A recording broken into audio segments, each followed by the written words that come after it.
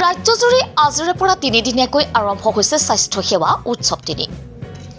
পশ্চিম নলবাৰী ককয়া সামূহিক স্বাস্থ্য কেন্দ্ৰত মঙলবাৰে স্বাস্থ্য সেৱা উৎসৱৰ প্ৰথম দিনৰ কাৰ্যসূচী অনুষ্ঠিত হয়।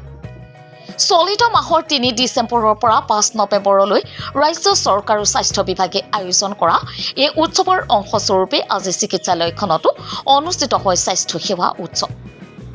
এই উপলক্ষে চিকিৎসা কেন্দ্ৰটোত চৰকাৰৰ ফালৰ পৰা মূল্যায়ক হিচাপে নলবাৰী মেডিকেল কলেজৰ সহযোগী অধ্যাপক ডাক্তৰ সীমান্ত তালুকদাৰ আৰু নলবাৰী জিলা পৌৰসভাৰ বিষয়া জ্যোতিকানা মিশ্ৰ উপস্থিত থাকে। ককয়া সামূহিক স্বাস্থ্য কেন্দ্ৰ অধীক্ষক ডাক্তৰ গীতান্ত চন্দ্ৰ চক্ৰৱৰ্তীয়ে নেতৃত্ব বহন কৰা অনুষ্ঠানত ৰাতিপুৱা পতাকা উত্তোলন, বৃক্ষৰোপণ আদি কৰি বিভিন্ন অনুষ্ঠান অনুষ্ঠিত হোৱাৰ লগতে অতিথিসকলক কেন্দ্ৰটোৰ ফালৰ পৰা ফুলাম গামোচা আৰু জাপেৰে আদৰণি জনোৱা হয়।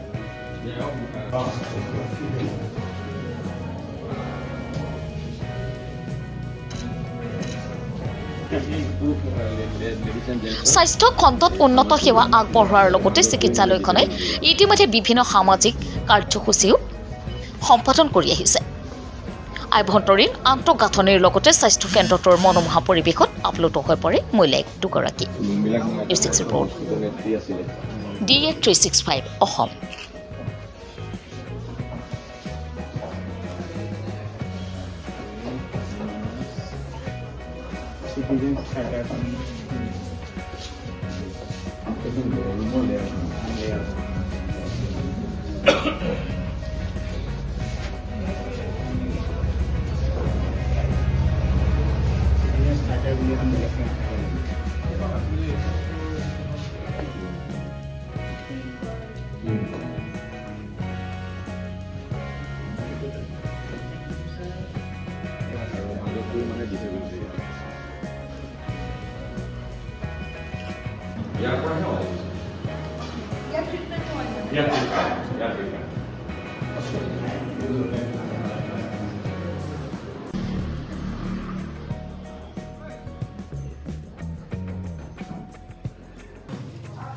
এই স্বাস্থ্য সেৱা উৎসৱ 3.0 অধীনত আমি ককয়া CHC যোনখন কমিউনিটি হেল্থ চেণ্টাৰ তাতে আহি উপস্থিত হৈছোঁ ইভালুৱেশ্যনৰ কাৰণে।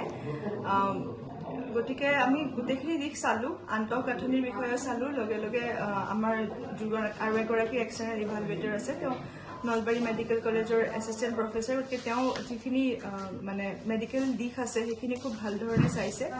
তেওঁ যিহেতু ডমেইন এক্সপাৰ্ট এই ক্ষেত্ৰত, আৰু মই আন্তঃগাঁথনিৰ যথেষ্টখিনি বস্তু চালোঁ।